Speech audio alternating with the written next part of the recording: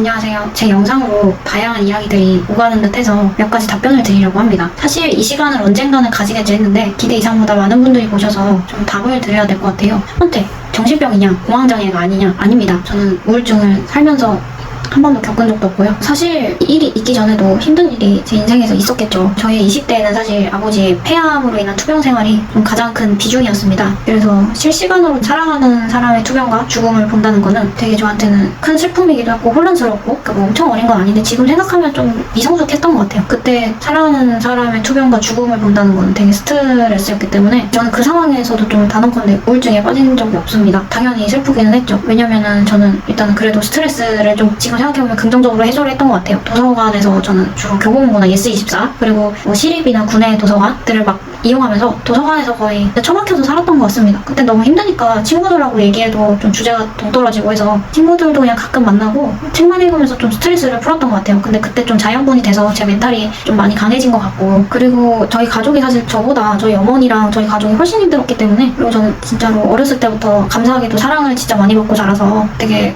그래도 많이 존중을 해주시고 자라가지고 내면에 좀 단단한 지원군이 있었기 때문에 그렇게 쉽게 무너지지는 않았던 것 같아요. 그래서 정신질환이나 공황장애는 진짜 아닙니다. 그리고 나중에 또 이 얘기 하게 될 수도 있을 것 같은데 저희의 좀 유일한 탈출구였던 종이책 또한 진짜 저는 책 냄새가 너무 좋았거든요. 그 이렇게 한 장 한 장 넘긴 책 냄새, 책 읽다 잠자는 거 너무 좋아했는데 그런 종이책도 저한테는 거부감을 일으켜서 현재는 책을 전혀 보지 못하고요. 종이책에 나오는 잉크의 거부감을 느낍니다. 하여튼 아버지가 그렇게 돌아가시고 나서 당연히 엄청 대성통곡했죠. 아버지가 저를 진짜 많이 사랑해주셨고 저를 가족 중에서 제일 이뻐하셨거든요. 요새 젊은 아빠들이 딸 이뻐하듯이 그거보다 더 이뻐하셨으니까. 그래서 그럼에도 뭐 이렇게 막 우울증이 오거나 이런 적은 없었습니다. 그리고 아버지가 돌아가시고 나서 일주일 후에 저의 10년 키우던 반려견이 급사를 했는데 그때도 사실 뭐 우울증을 느끼진 않았어요. 물론 너무 슬프고 대성통곡했지만 하지만 그 후에 흔히 말하는 펜러스 이런 건 없었습니다. 뭐 다만 뭐 문득병이라는 거는 있어서 문득문득 아버지랑 강아지 생각하면 눈물 지는 적은 많죠. 그게 우울증까지는 아니고 문득병은 누구나 있대요. 그렇게 가족을 잃은 사람들이 문득병이라고 해서 이건 다 겪는 거라고 하더라고요. 근데 솔직히 이것도 제가 지금 살기 너무 바빠서 없습니다. 그렇다고 제가 매정하거나 이런 건 전혀 아니고요. 왜냐면 저는 또 저희 가족이 아직은 있으니까. 그래서 일단 우울증은 없습니다. 그리고 너가 예민한 거다 민감하다 하는데 저는 성격이 정말 무던한 성격이고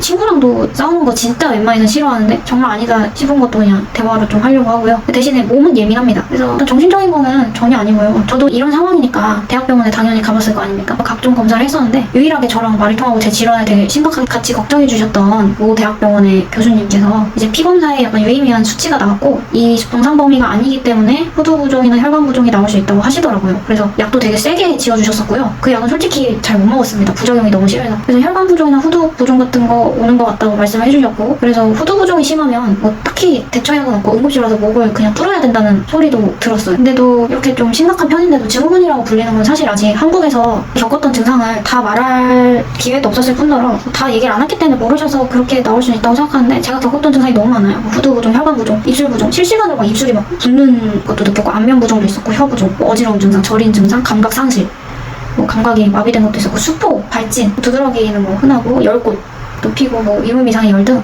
진짜 굉장히 많이 겪었어요. 제가 이전에 살았던 곳에서 앞집이 부업을 하던 집이었거든요. 그 집도 좀 생계가 어려웠던 것 같아요. 생계 유지해야 되다 보니까 집에서 맨날 뭐 때리고 부시고 신나 냄새 같은 걸 매일 풍겼는데 그게 저희 집으로 스며들어올 때 저는 진짜 맨날 잇몸에 출혈이 났어요. 정말 저는 이게 설마 항문지 과민증 이렇게 나온단 말이야? 이거 치주염 아니야? 이러거든요. 근데 저는 이빨도 진짜 잘 닦는 편인데도 잇몸 출혈이 그 충치났을 때 조금 나는 그 수준이 아니고 30분 동안 제가 언제 한번 그냥 충치인 줄 알고 날 잡고 한번 해보자 해서 30분을 일했다가 30분 동안 피가 그냥 이렇게 흐를 정도로 났고 30분이 끝이 아니고 너무 지쳐서 또 10분 뒤에 또 닦으면 또 나고 그냥 계속 피가 나는 상태고요. 그게 너무 심하니까 이제 턱이 막 야구 빠따 맞은 것처럼 얼얼하고 그리고 이가 전체가 흔들리는 느낌. 앞집에서 그런 냄새를 풍기거나 어떤 작업을 할 때 이가 흔들리거나 그래서 이러다가 약간 내가 죽겠구나 싶어가지고 탈출을 했어요. 제가 말하는 그 신용대출이나 돈을 도대체 어디 썼냐 이런 부분에 있어서 사실 이런 식으로 이사를 많이 가면서 돈을 많이 썼고요. 하루하루 노숙을 할 수 없기 때문에 노숙을 실제로 해보기도 했지만 노숙을 할 수 없기 때문에 하루 묵을 곳을 찾다 보면 최소한 하루 5만 원 막 이러니까 그런 식으로 돈을 많이 썼었습니다. 그렇게 해서 벗어나고 점점 또 호전이 되더라고요. 저 아무것도 한 게 없는데 그래도 치주염이 너무 걱정이 돼서 치과대학병원에 갔어요. 유명한 정말 1티어 교수님께 갔는데 치주염도 전혀 없었고 잇몸질환도 없었습니다. 근데 과연 이게 정신적인 걸까요?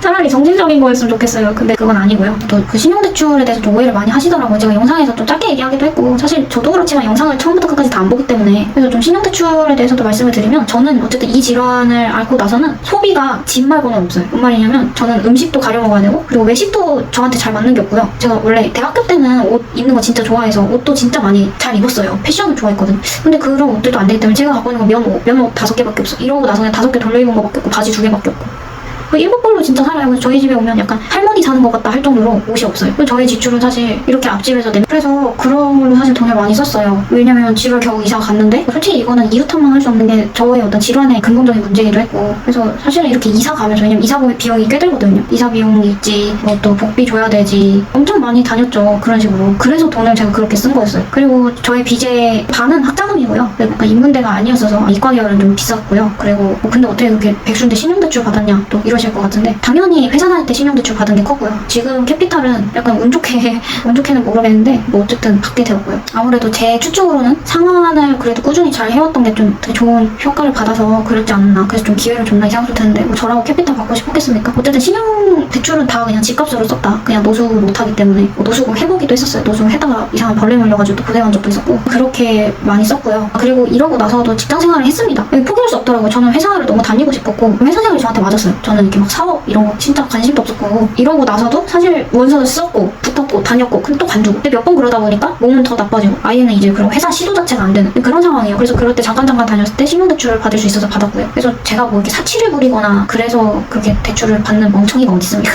좀 그런 거 아닙니다. 그리고 항우질 과민증후군이란 건 도대체 어떤 질환이냐? 항우질 증후군의 정의는 네이버에 치면 좀 나와 있어요. 근데 이렇게 100% 나와 있진 않은 것 같지만 어쨌든 항우질 과민증 MCS는 1980년대 중반 미국 예일대 마크 컬렌 교수가 처음 명명한 것으로 샴푸, 세제, 향수, 책, 신문 등의 냄새만 맡아도 구토, 발열, 두드러기 등의 증상이 나타나 평생 격리된 채 살아야 하는 질병이다. 이렇게 얘기합니다. 제가 앞서도 얘기했지만 책 덕후일 정도로 그냥 사람 만나는 거를 책을 좋아했던 사람이었는데 책과 신문 냄새도 제가 반응을 해서 그토록 좋아하는 책도 못 읽는 상황입니다. 이북으로 대신하려고 했지만 이북도 안 되더라고요. 저는 솔직히 그렇게 생각해요. 항우질 과민증은 80년대에 처음 명명됐을 정도로 역사가 굉장히 짧은 증후군인데 일단 제가 병원 다니면서 느낀 건 어떤 항우질 면역 과잉 반응을 일으키는지에 대한 최소한의 어떤 검진 방법이 없어요. 그러니까 그게 아직 과학적으로 방법이 없는 것 같아요. 최소한의 진단 방법이 없기 때문에 애초에 진단을 내리는 게 불가능하고 분명 이런 사람들이 늘고 있고 분명 환경 질환으로 대두되고 있는데 이런 사람들이 있는데 이렇게 돼도 여전히 일본에서도 전문의가 적고 모르는 의사가 일본도 역시 많다고는 하는데 그래도 일본은 우리나라보다 일단 최소한 병명으로 인정을 해줬기 때문에 좀 더 빠르다고 생각을 합니다. 그래서 일본에서는 보험 적용을 받고 있어요. 그리고 실제로 유튜브에 검색하시면 되는데 YTN이거든요. 출처 밝힙니다. YTN. 화학물질 과민증 유튜브에 검색해보시면 YTN 뉴스가 있어요. 이게 11년 전일 겁니다. 이 뉴스에서 스위스시 자체 내에서 화학물질 과민증 환자를 위한 집을 완공한 것을 보여주는데요. 사실 우리나라보다는 인식이 굉장히 앞서 있고 이걸 인터뷰하는 공무원분들도 뭔가 다 약간 알고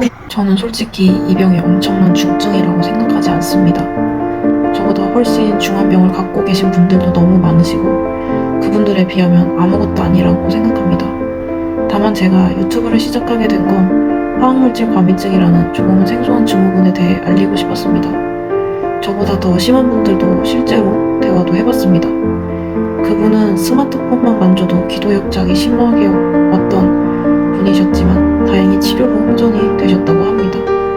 저뿐만 아니라 이런 생소한 질환으로 고통받는 분들이 생각보다 제법 계십니다. 솔직히 부끄럽게도 저는 환경운동가도 아니었고 그런 쪽에 관심이 1도 없었습니다. 하지만 저는 이제 살기 위해 정말 죽지 않기 위해 사람의 생존을 위협하는 화학물질의 위험성을 알리고 싶었습니다. 그럼에도 이렇게 유튜브를 할 수 있음에 감사하게 생각을 하고 있습니다.